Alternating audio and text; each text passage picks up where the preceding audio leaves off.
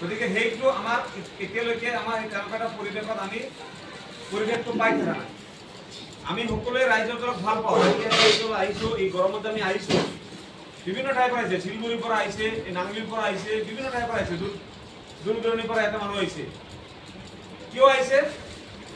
আমি ৰাইজৰ দলক ভাল পাওঁ কাৰণে আমি আহিছোঁ। ৰাইজৰ দলৰ নীতি আদৰ্শক ভাল পাওঁ।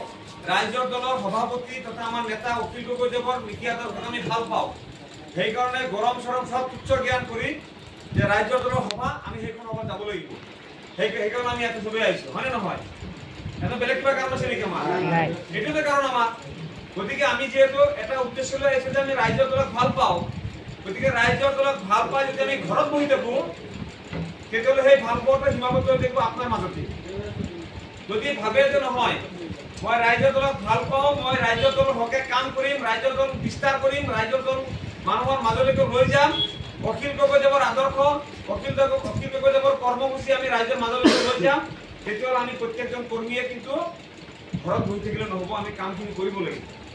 আমি ওচৰৰ চুবুৰীয়া মানুহক কথা পাতিব লাগিব, আত্মীয় স্বজন মানুহৰ লগত কথা পাতিব লাগিব, আমি বন্ধু বান্ধৱৰ লগত কথা পাতিব লাগিব। বজাৰত যেতিয়া যাম, বজাৰত গৈ চাহৰ দোকান বহিলোঁ, এনেই আড্ডা হয়। বিশেষভাৱে সংখ্যালঘু জড়িত অঞ্চলৰ চাহৰ দোকানবিলাকত এটা এছেম্বলি বহে প্ৰত্যেক দিনাখনি। যেতিয়া আপুনি গৈ বহিব তেতিয়া ৰাজনীতি কথা উঠিব। সেই সময়ত আপুনি যদি মুখটো বন্ধ কৰি ৰাখে, বেলেগৰ কথা শুনি শুনি গুচি আহে, তেতিয়াহ'লে আমাৰ ৰাইজৰ দল বিস্তাৰ নহ'ব। ৰাইজৰ দল বিস্তাৰ কৰিবলৈ হ'লে আমি সকলোৱে মুখটো খুলিব লাগিব যে অখিল গগৈয়ে আজি এই ভাল কামটো কৰিছে। মোবাইলটো চব ওলাই থাকে, ৰাইজৰ দলে আজি এইটো ভাল কাম কৰিছে, ৰাইজৰ দলৰ এইটো কাম বেলেগক সমালোচনাটো কম, 10%, 90% কাম হৈছে আমাৰ দলৰ ভাল কামখিনি মানুহৰ মাজলৈকে লৈ যোৱা। আমাৰ দলে কি কৰিব চৰকাৰ আহিলে, এই কথাখিনি আমি ৰাইজৰ মাজলৈকে লৈ যোৱা। এতিয়া ছাত্ৰ মুক্তি, আমাৰ কৃষক মুক্তি, তেওঁলোকে বহু পুৰণি অতিৰিক্ত আমাৰ অখিল গগৈদেৱৰ, তেওঁলোকে অখিল গগৈদেৱক আমাতকৈ বেছি বুজি পায়। এতিয়া যদি কৃষক মুক্তি আৰু ছাত্ৰ মুক্তিৰ মানুহখিনিয়ে যদি ভাবে যে আমি মানে ঢোল এটা বজাই দিয়াৰ লগে লগে আমাৰ ভোট আহি যাব, তেতিয়াহ'লে ভুল কথা হ'ব। ভুল কথাৰে নাহিব। আমাৰ এই পুৰণা কৰ্মীসকলে মানুহৰ মাজত গৈ মানুহক কথা ক'ব লাগিব যে আমি অখিল গগৈদেৱৰ লগত কত বছৰ যদি আছোঁ, তেওঁ এই উদ্দেশ্য লৈ এনেকে কামবিলাক কৰি আছে, এই কথাবিলাক আমি ক'ব পাৰিব লাগিব। কিন্তু আমাৰ এইটো দেখি থকা নাই। ক'ৰবাত বিক্ষিপ্তভাৱে 2-1, 5জন মানুহ আমি অলপ চলপ কাম কৰি আছোঁ, বাকী সকলোৱে কিন্তু আৰামছে ঘৰত বহি আছোঁ। যেনেকৈ আমি কৰিব লাগে তেনেকৈ হৈ থকা নাই।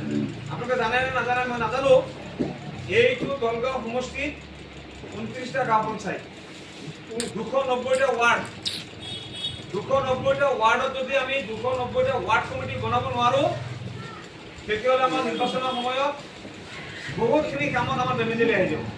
সেই ৱাৰ্ডত পুলিং এজেণ্ট দিব লাগিব, পুলিং এজেণ্ট বিচাৰিবলৈ আপোনাৰ কষ্ট হ'ব, বিচাৰি নাপাব, মানুহ ভাল মানুহ নাপাব। আহিব টকাটো খাবৰ কাৰণে বা অলপ নেতাগিৰি দেখাবৰ কাৰণে আহিব, আহি পিনি আপোনাৰ পৰা ভোটাৰ তালিকা লৈ যাব, পইচা লৈ যাব, কিন্তু গৈ চাব আপুনি চেণ্টাৰত গৈ চাব নাই, মানুহ নাই।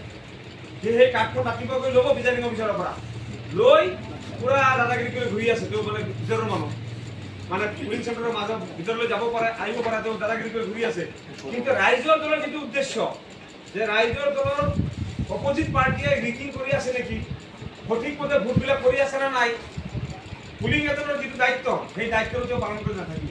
কাৰণ তেওঁ দলৰ প্ৰতি মৰমে নাথাকিব, আমাৰ যিজন প্ৰাৰ্থীৰ প্ৰতি কোনো ধৰণৰ মৰম বা শ্ৰদ্ধা নাথাকিব।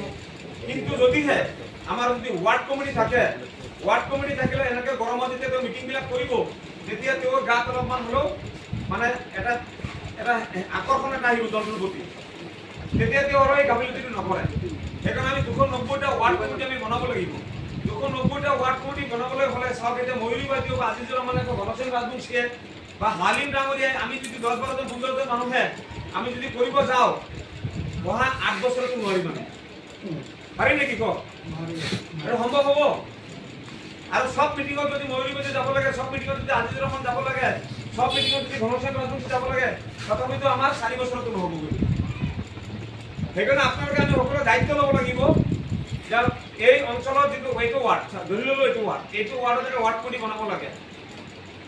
আমি ইয়াৰে যিখিনি মানুহ আছোঁ, আমি দায়িত্ব লৈ পিনি আমি এই ৱাৰ্ড কমিটিটো এটা মিটিং এৰেঞ্জ কৰিব লাগিব।